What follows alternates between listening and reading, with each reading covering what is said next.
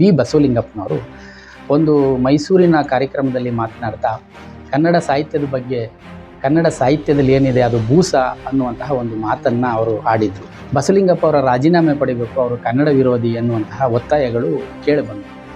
ಆಗ ಈ ಒತ್ತಾಯಕ್ಕೆ ಮಣಿದಂತಹ ಡಿ ದೇವರಾಜ ಅರಸು ಅವರು ವೈಯಕ್ತಿಕವಾಗಿ ಅವ್ರಿಗೆ ಇಷ್ಟ ಇಲ್ಲದೇ ಇದ್ದರೂ ಜನರ ಒತ್ತಾಯಕ್ಕೆ ಮಣಿದು ಬಿ ಬಸವಲಿಂಗಪ್ಪ ಅವರ ರಾಜೀನಾಮೆಯನ್ನು ಪಡಿತಾರೆ. ಬಸವಲಿಂಗಪ್ಪ ಅವರ ರಾಜೀನಾಮೆ ಪಡೆದದ್ದು ತಪ್ಪು, ಅವ್ರನ್ನ ಮತ್ತೆ ಸಂಪುಟಕ್ಕೆ ಸೇರ್ಪಡೆ ಮಾಡ್ಕೋಬೇಕು ಅಂತೇಳಿ ಇಡೀ ರಾಜ್ಯಾದ್ಯಂತ ದಲಿತರು ಬಸವಲಿಂಗಪ್ಪ ಅವರ ಪರವಾಗಿ ಒಂದು ಚಳುವಳಿಯನ್ನು ರೂಪಿಸ್ತಾರೆ. 1993 ಮಾರ್ಚ್ 25ನೇ ತಾರೀಕು 3 ದಲಿತರ ಕಗ್ಗೊಲೆ ಆಗ್ತದೆ.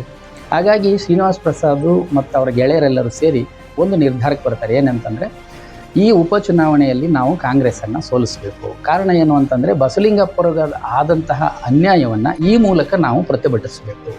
ಈ ಘಟನೆಯನ್ನು CBI ತನಿಖೆ ಹೊರತುಪಡಿಸಿ ಇನ್ಯಾವ ತನಿಖೆಯಿಂದಲೂ ನ್ಯಾಯ ಸಿಗೋದಿಲ್ಲ. ಹಾಗಾಗಿ CBI ತನಿಖೆ ಆಗಬೇಕು ಅಂತೇಳಿ ಅವರು ಭಾಳ ಆಗ್ರಹಪೂರ್ವಕವಾಗಿ ಒತ್ತಾಯ ಮಾಡ್ತಾರೆ. ಆದರೆ 17 ವರ್ಷಗಳ ನಂತರ ಎಲ್ಲ ಅಪರಾಧಿಗಳು, ಅಂದರೆ ಪ್ರಕರಣದಲ್ಲಿ FIR ದಾಖಲಾಗಿದ್ದಂತಹ ಎಲ್ಲ 23 ಅಪರಾಧಿಗಳಿಗೂ ಜೀವಾವಧಿ ಶಿಕ್ಷೆ ಆಗ್ತದೆ. ಇಡೀ ದೇಶದಲ್ಲಿ ಏಕೈಕ ಪ್ರಕರಣ, ದಲಿತರ ಮೇಲಿನ ದೌರ್ಜನ್ಯದ ಏಕೈಕ ಪ್ರಕರಣ CBI ತನಿಖೆಗೊಳಗಾಗಿ ಎಲ್ಲ ಅಪರಾಧಿಗಳಿಗೂ ಜೀವಾವಧಿ ಶಿಕ್ಷೆ ಆದಂತಹ ಏಕೈಕ ಪ್ರಕರಣ ಆಗಿ ಇದು ಒಂದು ಇತಿಹಾಸವನ್ನು ನಿರ್ಮಿಸ್ತದೆ. ಇಷ್ಟ ಇದ್ದರೆ ನನಗೆ ಆಗ್ತದೆ, ಇಲ್ಲಾಂದ್ರೆ ಬೇಡ, ನಾನು ಮನೇಲಿರೋಕ್ಕೂ ಸಿದ್ಧ. ಆದರೆ ನಾನು ಇರುವಷ್ಟು ದಿನ ಈ ಜನಾಂಗಕ್ಕೆ ನ್ಯಾಯ ಕೊಡಿಸ್ಬೇಕು ಅನ್ನುವ ಹೋರಾಟದಲ್ಲಿ ಅವರು ಯಾವತ್ತೂ ಮುಂಚೂಣಿಯಲ್ಲಿ.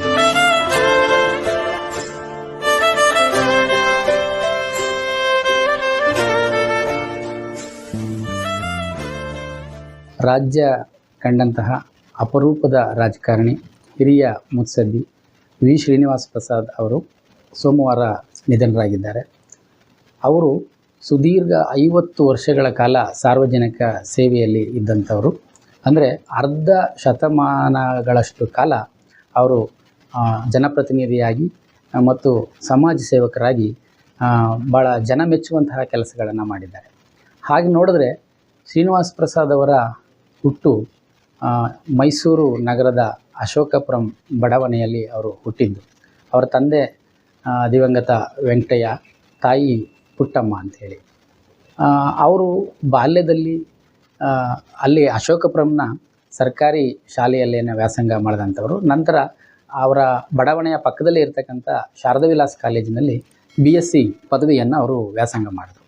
ಈ ಅವರ ಶಿಕ್ಷಣದ ಸಂದರ್ಭದಲ್ಲಿ ಅವರಿಗೆ ಈ ಸ್ವಲ್ಪ ಹೋರಾಟದ ಬಗ್ಗೆ ಹೆಚ್ಚು ಆಸಕ್ತಿಯನ್ನು ವಹಿಸಿದ್ದಂಥವ್ರು ಅವರು. ಅಂದರೆ ದಲಿತ ಚಳವಳಿ, ಹೋರಾಟ ಇದ್ರ ಬಗ್ಗೆ ಅವರು ಹೆಚ್ಚಿನ ಒಂದು ಅವರಿಗೆ ಸೆಳೆತ ಇತ್ತು. ಅದೇ ರೀತಿ ಅವರು ತಮ್ಮ ಸಹಪಾಠಿಗಳನ್ನ ಅಲ್ಲೇ ತಮ್ಮ ಅಶೋಕಪುರಂ ಬಡಾವಣೆಯ ಪಕ್ಕದಲ್ಲೇ ಇರ್ತಕ್ಕಂಥ ಈ ಬಲ್ಲಾಳ ವೃತ್ತದಲ್ಲಿ ಅವರು ಯಾವಾಗಲೂ ತಮ್ಮ ಸಹಪಾಠಿಗಳ ಜೊತೆ, ಸ್ನೇಹಿತರ ಜೊತೆ ಗುಂಪು ಸೇರೋದು, ಅಲ್ಲಿ ಚರ್ಚೆ ಮಾಡೋದು, ಈ ರೀತಿಯಾದಂಥ ಒಂದು ಚಟುವಟಿಕೆಗಳಲ್ಲಿ ಅವರು ಯಾವಾಗಲೂ ತೊಡಗಿರ್ತಾಯಿದ್ರು. ಅದೇ ಸಂದರ್ಭದಲ್ಲಿ ಕರ್ನಾಟಕದಲ್ಲಿ ಡಿ ದೇವರಾಜ ಅರಸು ಅವರು ಮುಖ್ಯಮಂತ್ರಿ ಆಗಿದ್ದರು. ಆವಾಗ ಆ ಸಂದರ್ಭದಲ್ಲಿ ಹಿರಿಯ ದಲಿತ ನಾಯಕರಾಗಿದ್ದಂತಹ ಒಂದು ಕ್ರಾಂತಿಕಾರಿ ನಾಯಕರು ಅಂತಲೇ ಹೆಸರಾಗಿದ್ದಂತಹ ಬಿ ಬಸವಲಿಂಗಪ್ಪನವರು ಒಂದು ಮೈಸೂರಿನ ಕಾರ್ಯಕ್ರಮದಲ್ಲಿ ಮಾತನಾಡ್ತಾ ಕನ್ನಡ ಸಾಹಿತ್ಯದ ಬಗ್ಗೆ, ಕನ್ನಡ ಸಾಹಿತ್ಯದಲ್ಲಿ ಏನಿದೆ ಅದು ಬೂಸ ಅನ್ನುವಂತಹ ಒಂದು ಮಾತನ್ನು ಅವರು ಆಡಿದರು. ಅದರ ವಿರುದ್ಧ ಕನ್ನಡ ಪರ ಸಂಘಟನೆಗಳು ಬಸವಲಿಂಗಪ್ಪನವರ ವಿರುದ್ಧ ಕನ್ನಡ ಸಾಹಿತ್ಯವನ್ನು ಇವರು ಅಪಮಾನ ಮಾಡಿದ್ದಾರೆ, ಅವಮಾನ ಮಾಡಿದ್ದಾರೆ ಅಂತೇಳಿ ರಾಜ್ಯಾದ್ಯಂತ ಒಂದು ದೊಡ್ಡ ಚಳುವಳಿಯನ್ನು ರೂಪಿಸಿತು. ಬಸವಲಿಂಗಪ್ಪ ಅವರ ರಾಜೀನಾಮೆ ಪಡಿಬೇಕು, ಅವರು ಕನ್ನಡ ವಿರೋಧಿ ಅನ್ನುವಂತಹ ಒತ್ತಾಯಗಳು ಕೇಳಿಬಂದವು. ಆಗ ಈ ಒತ್ತಾಯಕ್ಕೆ ಮಣಿದಂತಹ ಡಿ ದೇವರಾಜ ಅರಸು ಅವರು ವೈಯಕ್ತಿಕವಾಗಿ ಅವ್ರಿಗೆ ಇಷ್ಟ ಇಲ್ಲದೇ ಇದ್ದರೂ ಜನರ ಒತ್ತಾಯಕ್ಕೆ ಮಣಿದು ಬಿ ಬಸವಲಿಂಗಪ್ಪ ಅವರ ರಾಜೀನಾಮೆಯನ್ನು ಪಡಿತಾರೆ. ರಾಜೀನಾಮೆಯನ್ನು ಪಡೆದಂತಹ ಸಂದರ್ಭದಲ್ಲಿ ಅದಕ್ಕೆ ವಿರುದ್ಧವಾದಂತಹ ಒಂದು ಚಳುವಳಿ ಕರ್ನಾಟಕದಲ್ಲಿ ಶುರುವಾಗ್ತದೆ. ಅದನ್ನು ಬೂಸಾ ಚಳುವಳಿ ಅಂತಲೇ ಅದಕ್ಕೆ ಒಂದು ಹೆಸರು ಬರ್ತದೆ. ಅದರದ್ದು ಉದ್ದೇಶ ಏನು ಹೇಳು, ಬಸವಲಿಂಗಪ್ಪ ಅವರು ಆಡಿರುವ ಮಾತಿನಲ್ಲಿ ಯಾವುದೇ ಲೋಪ ಇಲ್ಲ. ಅವರು ಇರುವ ವಿಷಯವನ್ನೇ ಹೇಳಿದ್ದಾರೆ, ಅದನ್ನು ಅರಗಿಸ್ಕೊಳ್ಳೋಕ್ಕೆ ಇವ್ರ ಕೈಲಿ ಆಗ್ತಾ ಇಲ್ಲ. ಆ ಕಾರಣಕ್ಕಾಗಿ ಬಸವಲಿಂಗಪ್ಪ ಅವರ ರಾಜೀನಾಮೆ ಪಡೆದದ್ದು ತಪ್ಪು, ಅವ್ರನ್ನ ಮತ್ತೆ ಸಂಪುಟಕ್ಕೆ ಸೇರ್ಪಡೆ ಮಾಡ್ಕೋಬೇಕು ಅಂತೇಳಿ ಇಡೀ ರಾಜ್ಯಾದ್ಯಂತ ದಲಿತರು ಬಸವಲಿಂಗಪ್ಪ ಅವರ ಪರವಾಗಿ ಒಂದು ಚಳುವಳಿಯನ್ನು ರೂಪಿಸ್ತಾರೆ. ಅದೇ ಸಂದರ್ಭದಲ್ಲಿ ಕಾಕತಾಳೀಯ ಅನ್ನುವಂತೆ 1974ನೇ ಇಸ್ವಿ, ಅದು ಇದೇ ಕೃಷ್ಣರಾಜ ಕ್ಷೇತ್ರದಲ್ಲಿ ಆಗ ಶಾಸಕರಾಗಿದ್ದಂತಹ ಸತ್ಯನಾರಾಯಣ ಅನ್ನುವಂಥವರು ನಿಧನರಾಗಿರ್ತಾರೆ. ಹಾಗಾಗಿ ಕೃಷ್ಣರಾಜ ಕ್ಷೇತ್ರಕ್ಕೆ ಉಪಚುನಾವಣೆ ನಡೀತದೆ. ಆ ಕೃಷ್ಣರಾಜ ಕ್ಷೇತ್ರ ಇದೇ ಶ್ರೀನಿವಾಸ್ ಪ್ರಸಾದ್ ಅವರು ಹುಟ್ಟಿ ಬೆಳೆದಂತಹ ಸ್ವಂತ ಊರು ಅಶೋಕ್ಪುರಂನ ವ್ಯಾಪ್ತಿಗೆ ಬರುವಂತಹ ಒಂದು ಕ್ಷೇತ್ರ. ಹಾಗಾಗಿ ಶ್ರೀನಿವಾಸ್ ಪ್ರಸಾದ್ ಮತ್ತು ಅವರ ಗೆಳೆಯರೆಲ್ಲರೂ ಸೇರಿ ಒಂದು ನಿರ್ಧಾರಕ್ಕೆ ಬರ್ತಾರೆ. ಏನಂತಂದರೆ, ಈ ಉಪಚುನಾವಣೆಯಲ್ಲಿ ನಾವು ಕಾಂಗ್ರೆಸ್ಸನ್ನು ಸೋಲಿಸಬೇಕು. ಕಾರಣ ಏನು ಅಂತಂದರೆ, ಬಸವಲಿಂಗಪ್ಪರಿಗೆ ಆದಂತಹ ಅನ್ಯಾಯವನ್ನು ಈ ಮೂಲಕ ನಾವು ಪ್ರತಿಭಟಿಸಬೇಕು. ಆ ಒಂದು ಸಂದೇಶವನ್ನು ಮುಖ್ಯಮಂತ್ರಿ ಮತ್ತು ಇಡೀ ರಾಜ್ಯಕ್ಕೆ ರವಾನಿಸಬೇಕು ಅನ್ನುವ ಕಾರಣಕ್ಕಾಗಿ ಶ್ರೀನಿವಾಸ್ ಪ್ರಸಾದ್ ಅವರನ್ನ ಅಭ್ಯರ್ಥಿಯನ್ನಾಗಿ ಮಾಡಿ, ಒಂದು ಪಕ್ಷೇತರ ಅಭ್ಯರ್ಥಿಯನ್ನಾಗಿ ಮಾಡಿ ಆ ಉಪಚುನಾವಣೆಗೆ ಕಣಕ್ಕಿಳಿಸ್ತಾರೆ. ಅವ್ರ ಉದ್ದೇಶ ಇಷ್ಟೇ, ಈ ಚುನಾವಣೆಯಲ್ಲಿ ಶ್ರೀನಿವಾಸ್ ಪ್ರಸಾದ್ ಗೆಲ್ಲಬೇಕು ಅನ್ನೋದಕ್ಕಿಂತ ಕಾಂಗ್ರೆಸ್ ಅಭ್ಯರ್ಥಿ ಸೋಲಬೇಕು. ಇಡೀ ದಲಿತರು, ಯಾಕೆಂದರೆ ಅಶೋಕ್ಪುರಮಲ್ಲಿ ಸಾವಿರಾರು ಮತಗಳು ಇರುವಂತಹ ಒಂದು ಬಡಾವಣೆ ಅದು. ಇಡೀ ದಲಿತರು ಶ್ರೀನಿವಾಸ್ ಪ್ರಸಾದ್ ಅವ್ರಿಗೆ ಮತ ಹಾಕಿದ್ರೆ ಅದು ಕಾಂಗ್ರೆಸ್ಗೆ ಹೋಗುವಂತಹ ಮತಗಳು ಶ್ರೀನಿವಾಸ್ ಪ್ರಸಾದ್ ಅವ್ರಿಗೆ ಬಂದು ಕಾಂಗ್ರೆಸ್ ಅಭ್ಯರ್ಥಿ ಸೋತರೆ ಅಲ್ಲಿಗೆ ಈ ದಲಿತರ ಜನಾಭಿಪ್ರಾಯ ನಮ್ಮ ಸರ್ಕಾರದ ವಿರುದ್ಧ ಇದೆ ಎನ್ನುವಂಥ ಒಂದು ಸಂದೇಶ ಮುಖ್ಯಮಂತ್ರಿಗೆ ರವಾನೆ ಆಗಬೇಕು ಅನ್ನೋ ಉದ್ದೇಶದಿಂದ ಶ್ರೀನಿವಾಸ್ ಪ್ರಸಾದ್ ಆಗ ಪಕ್ಷೇತರ ಅಭ್ಯರ್ಥಿಯಾಗಿ 1974ರಲ್ಲಿ ಅವರಿಗೆ ರಾಜಕೀಯ ನಾನು ಮುಂದೆ ರಾಜಕಾರಣಿ ಆಗಬೇಕು, ಜನಪ್ರತಿನಿಧಿ ಆಗಬೇಕು ಅನ್ನುವ ಯಾವುದೇ ಆಸೆ ಆಕಾಂಕ್ಷೆಗಳು ಇರಲಿಲ್ಲ. ಆದರೆ ಅವರಿಗೆ ಈ ಒಂದು ಸಂದೇಶವನ್ನು ರವಾನಿಸಬೇಕು ಅನ್ನುವಂಥ ಕಾರಣದಿಂದ ಗೆಳೆಯರ ಒಂದು ಒತ್ತಾಸೆ ಮೇರೆಗೆ ಅವರು ಆ ಚುನಾವಣೆಯಲ್ಲಿ ಸ್ಪರ್ಧಿಸ್ತಾರೆ. ಅವ್ರು ಅಂದ್ಕೊಂಡಂಗೆ ಆ ಚುನಾವಣೆಯಲ್ಲಿ ಅವರೇನು ಗೆಲ್ಲೋದಿಲ್ಲ, ಸೋಲ್ತಾರೆ. ಆದರೆ ಗಣನೀಯ ಮತಗಳನ್ನು ಅವರು ಪಡೀತಾರೆ. ಅವ್ರು ಅಂದ್ಕೊಂಡಿದ್ದಂಗೆ ಕಾಂಗ್ರೆಸ್ ಅಭ್ಯರ್ಥಿ ಅಲ್ಲಿ ಸೋಲ್ತಾರೆ. ಹಾಗೆ ಇಡೀ ರಾಜ್ಯಕ್ಕೆ ಒಂದು ಸಂದೇಶ ರವಾನೆ ಆಗ್ತದೆ. ಜೊತೆಗೆ ಈ ಶ್ರೀನಿವಾಸ್ ಪ್ರಸಾದ್ ಆ ಸಂದರ್ಭದಲ್ಲಿ ಮುಖ್ಯಮಂತ್ರಿ ಆ ತವರು ಜಿಲ್ಲೆಯವರೇ ಆಗಿದ್ದಂಥ, ಅಂದರೆ ಮೈಸೂರು ಜಿಲ್ಲೆಯವರೇ ಆಗಿದ್ದಂತಹ ಮುಖ್ಯಮಂತ್ರಿ ಡಿ ದೇವರಾಜ ಅರಸು ಅವರ ಗಮನವನ್ನು ಸೆಳೀತಾರೆ. ಯಾರೋ ಒಬ್ಬ ಯುವಕ ಅಲ್ಲಿ ಈ ರೀತಿ ನಮ್ಮ ಅಭ್ಯರ್ಥಿ ವಿರುದ್ಧ ಸ್ಪರ್ಧಿಸಿ ಸೋಲಿಗೆ ಕಾರಣನಾದ ಅವನು ಯಾರು ಅಂತಂದಾಗ ಈ ಶ್ರೀನಿವಾಸ್ ಪ್ರಸಾದ್ ಅವರ ಗಮನ ಇಡೀ ರಾಜ್ಯದಲ್ಲಿ ಸೆಳೀತದೆ. ಆ ಮೂಲಕ ಅವರು ರಾಜಕೀಯ ಪ್ರವೇಶವನ್ನು ಒಂದು ಅನಿರೀಕ್ಷಿತ ಸಂದರ್ಭದಲ್ಲಿ ಮಾಡ್ತಾರೆ. ಅದಾದ ಮೇಲೆ 1977ನೇ ಇಸ್ವಿನಲ್ಲಿ ಚಾಮರಾಜನಗರ ಕ್ಷೇತ್ರದಿಂದ ಲೋಕಸಭಾ ಚುನಾವಣೆ ನಡೀತದೆ. ಆಗ ಬಿ ರಾಚಯ್ಯನವರ ವಿರುದ್ಧ ಶ್ರೀನಿವಾಸ್ ಪ್ರಸಾದ್ ಅವರು ಸ್ಪರ್ಧಿಸ್ತಾರೆ. ಬಟ್ ಆಗಲೂ ಕೂಡ ಗೆಲ್ಲಲ್ಲ, ಅಲ್ಲೂ ಕೂಡ ಸೋಲನ್ನು ಅನುಭವಿಸ್ತಾರೆ. ಮತ್ತೆ 1978ರಲ್ಲಿ ಜನತಾ ಪಕ್ಷದ ಅಭ್ಯರ್ಥಿಯಾಗಿ ಟಿ ನರಸೀಪುರ ಕ್ಷೇತ್ರದಿಂದ ವೆಂಕಟರಮಣ ಅವರು ಕಾಂಗ್ರೆಸ್ ಅಭ್ಯರ್ಥಿ ಅವ್ರ ವಿರುದ್ಧ ಸ್ಪರ್ಧಿಸಿ ಅಲ್ಲೂ ಕೂಡ ಸೋಲ್ತಾರೆ. ಅಂದರೆ 74, 77 ಮತ್ತು 78 3 ಚುನಾವಣೆಗಳನ್ನು ಶ್ರೀನಿವಾಸ್ ಪ್ರಸಾದ್ ಅವರು ಸೋಲ್ತಾರೆ.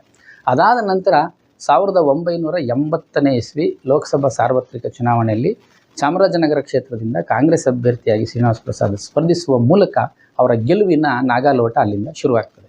1980ರಲ್ಲಿ ಕಾಂಗ್ರೆಸ್ ಅಭ್ಯರ್ಥಿಯಾಗಿ ಸ್ಪರ್ಧಿಸಿ ಗೆದ್ದಂತಹ ಶ್ರೀನಿವಾಸ್ ಪ್ರಸಾದ್ ಸತತ 4 ಬಾರಿ ಅಂತಂದರೆ 1980, 1984, 1989 ಮತ್ತು 1991 ಈ 4 ಚುನಾವಣೆಗಳಲ್ಲಿ ಕಾಂಗ್ರೆಸ್ ಅಭ್ಯರ್ಥಿಯಾಗಿ ಸತತವಾಗಿ ಗೆದ್ದು ಸುಮಾರು 16 ವರ್ಷಗಳ ಕಾಲ ಸಂಸತ್ ಸದಸ್ಯರಾಗಿ ಸತತವಾಗಿ ಅವರು ಕಾರ್ಯವನ್ನು ನಿರ್ವಹಿಸ್ತಾರೆ. ಹೀಗೆ ಕಾರ್ಯನಿರ್ವಹಿಸಿದಂತಹ ಶ್ರೀನಿವಾಸ್ ಪ್ರಸಾದ್ ಅವರಿಗೆ 1993ನೇ ಇಸ್ವಿಯಲ್ಲಿ ಒಂದು ನಡೆದಂತಹ ಒಂದು ಘಟನೆ ಅವರ ನಾಯಕತ್ವದ ಒಂದು ರೂಪುರೇಷೆಯನ್ನೇ ಬದಲಾಯಿಸ್ತದೆ.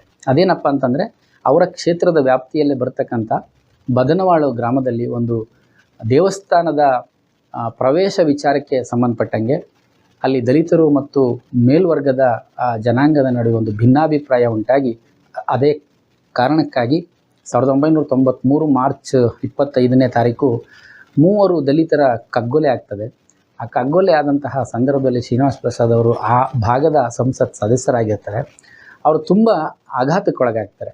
ಅದಕ್ಕೆ 2 ಕಾರಣ. ಒಂದು, ನಾನು ಒಬ್ಬ ಮೀಸಲು ಕ್ಷೇತ್ರದ ಪ್ರತಿನಿಧಿ, ನಾನು ಪ್ರತಿನಿಧಿಯಾಗಿರುವ ಕ್ಷೇತ್ರದಲ್ಲಿ ದಲಿತರಿಗೆ ರಕ್ಷಣೆಯನ್ನು ಕೊಡಲಿಕ್ಕೆ ಸಾಧ್ಯವಾಗಲಿಲ್ವಲ್ಲ, ಇದು ನನ್ನ ಕರ್ತವ್ಯ ಲೋಪವೂ ಇರ್ಬೋದು ಅನ್ನುವಂತಹ ಒಂದು ಕಾರಣ. ಮತ್ತೊಂದು ಕಾರಣ, ಅವರು ಸ್ವತಃ ಅದೇ ಜನಾಂಗದವರು. ಮತ್ತು ಅಲ್ಲಿ ಕೊಲೆಯಾದಂತಹ 3ರ ಪೈಕಿ 2 ತಂದೆ ಮಗ ಆಗಿರ್ತಾರೆ.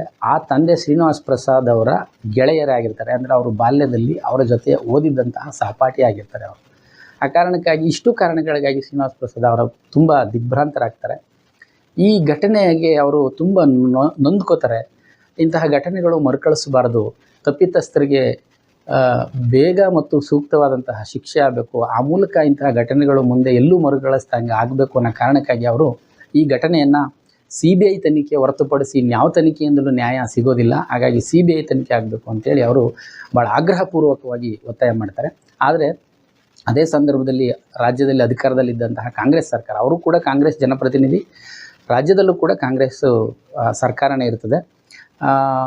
ಆಗ ಯಾವುದೇ ಸರ್ಕಾರ ನಮ್ಮ ಪೊಲೀಸ್ನವರೇ ತನಿಖೆ ಮಾಡೋದಕ್ಕೆ ಪ್ರಾಮಾಣಿಕವಾಗಿ ದಕ್ಷತೆಯಿಂದ ತನಿಖೆ ಮಾಡಲಿಕ್ಕೆ ಅರ್ಹರಿದ್ದಾರೆ, CBI ತನಿಖೆ ಕೂಡ ಅವಶ್ಯಕತೆ ಇಲ್ಲ ಅನ್ನುವಂಥದ್ದು ಯಾವುದೇ ರಾಜ್ಯ ಸರ್ಕಾರಗಳು ಅಧಿಕಾರದಲ್ಲಿದ್ದಾಗಲೂ ಅದು ಆ ರೀತಿಯಾದಂಥ ಒಂದು ಅಭಿಪ್ರಾಯಗಳು ಇರ್ತವೆ. ಹಾಗಾಗಿ ಮೊದಲು ಒಪ್ಪೋದಿಲ್ಲ. ಆದರೆ ಶ್ರೀನಿವಾಸ್ ಪ್ರಸಾದ್ ಅವರ ಆಗ್ರಹಕ್ಕೆ ಮಣಿದು ಆಗ ಮುಖ್ಯಮಂತ್ರಿಯಾಗಿದ್ದಂತಹ ವೀರಪ್ಪ ಮೊಯ್ಲಿ ಅವರು ಬದನವಾಳ ಗ್ರಾಮಕ್ಕೆ ಸಂತ್ರಸ್ತರಿಗೆ ಸಾಂತ್ವನ ಹೇಳಲು ಬಂದಂತಹ ಸಂದರ್ಭದಲ್ಲಿ ಶ್ರೀನಿವಾಸ್ ಪ್ರಸಾದ್ ಅವರ ಮಾತಿಗೆ ಗೌರವ ಕೊಟ್ಟು ಅಥವಾ ಒತ್ತಾಯಕ್ಕೆ ಮಣಿದು ಅದೇ ಗ್ರಾಮದಲ್ಲಿ ನಿಂತು ಅವರು CBI ತನಿಖೆಗೆ ಆ ಪ್ರಕರಣ ವಹಿಸ್ತಾರೆ.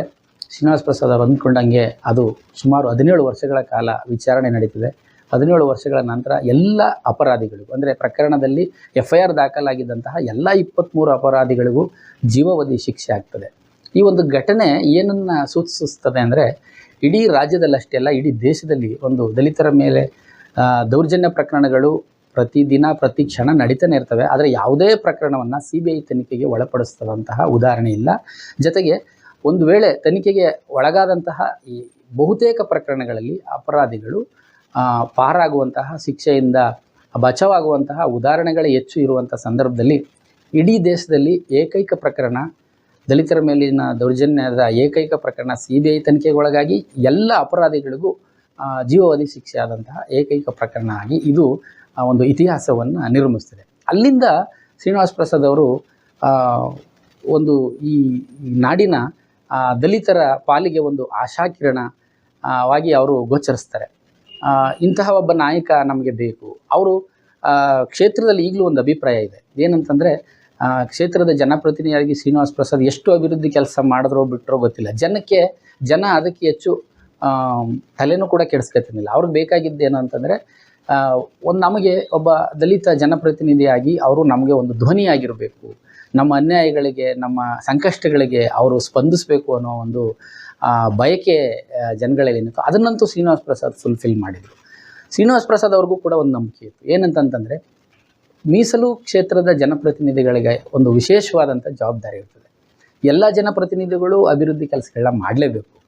ಅವರು ಚುನಾಯಿತರಾಗುವ ಕಾರಣವೇ ಆ ಕ್ಷೇತ್ರದ ಅಭಿವೃದ್ಧಿಗಾಗಿ. ಆದರೆ ಮೀಸಲು ಕ್ಷೇತ್ರದ ಜನಪ್ರತಿನಿಧಿಗಳಿಗೆ ಎರಡೆರಡು ಜವಾಬ್ದಾರಿ ಇರ್ತದೆ ಅನ್ನೋದು ಶ್ರೀನಿವಾಸ್ ಪ್ರಸಾದ್ ಅವರ ನಂಬಿಕೆಯಾಗಿತ್ತು. ಮತ್ತು ಅವರು ಎಲ್ಲ ಕಡೆ ಅದನ್ನು ಹೇಳ್ತಿದ್ರು ಕೂಡ.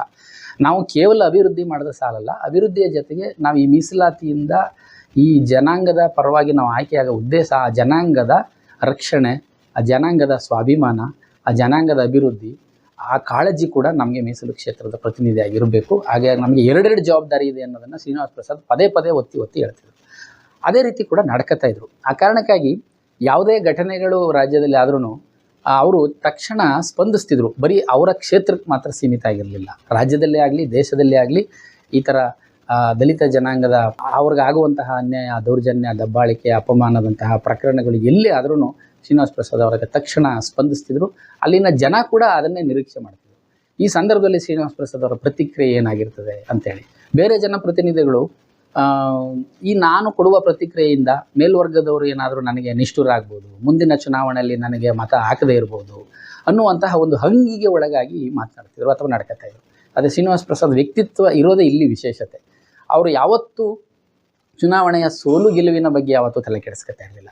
ಇಷ್ಟ ಇದ್ದರೆ ನನಗೆ ಆಗ್ತಾರೆ, ಇಲ್ಲಾಂದ್ರೆ ಬೇಡ, ನಾನು ಮನೇಲಿರೋಕ್ಕೂ ಸಿದ್ಧ, ಆದರೆ ನಾನು ಇರುವಷ್ಟು ದಿನ ಈ ಜನಾಂಗಕ್ಕೆ ನ್ಯಾಯ ಕೊಡಿಸ್ಬೇಕು ಅನ್ನುವ ಹೋರಾಟದಲ್ಲಿ ಅವರು ಯಾವತ್ತೂ ಮುಂಚೂಣಿಯಲ್ಲಿ ನಿಲ್ತಿದ್ರು. ಅಷ್ಟು ಎಷ್ಟೋ ಸಂದರ್ಭದಲ್ಲಿ ಅವರು ಮತದಾರರ ಮತ ಕೇಳಕ್ಕೆ ಹೋದಾಗಲೂ ಈ ಮಾತನ್ನು ಹೇಳಿದ್ದಾರೆ, ನೋಡಯ್ಯ ನಿನ್ಗೆ ಇಷ್ಟ ಇದ್ದರೆ ಹಾಕು, ಇಲ್ಲಾಂದ್ರೆ ಇಲ್ಲ, ನಾನೇನು ನಿನ್ಗೆ ಹೋಗರಿಯೋದಿಲ್ಲ ಅಂತಂದ್ಬಿಟ್ಟು ಎಷ್ಟೋ ಸಂದರ್ಭದಲ್ಲಿ ಹೇಳಿದಂಥ ಉದಾಹರಣೆ ಕೊಡುವ ಅದು ಇದ್ದಾವೆ. ಈ ಕಾರಣಕ್ಕಾಗಿ ಶ್ರೀನಿವಾಸ್ ಪ್ರಸಾದ್ ವಿಶಿಷ್ಟ ರಾಜಕಾರಣಿಯಾಗಿ ಈ ರಾಜ್ಯದಲ್ಲಿ ಗುರುತಿಸ್ಕೊಂಡಿರೋವಂಥದ್ದು ಅನ್ನೋದು ನನ್ನ ಭಾವನೆ.